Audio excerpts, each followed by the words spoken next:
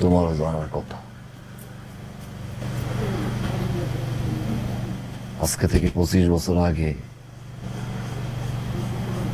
একটা মায়ের কোল দিয়া তার সন্তানরে তুমি কাইরা নিছিলা।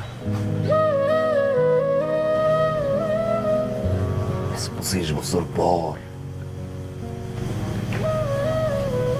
তোমার কোল দিয়ে তোমার সন্তানরে কাইরা নিয়ে গেছে। প্রকৃতি, প্রকৃতির বিচার।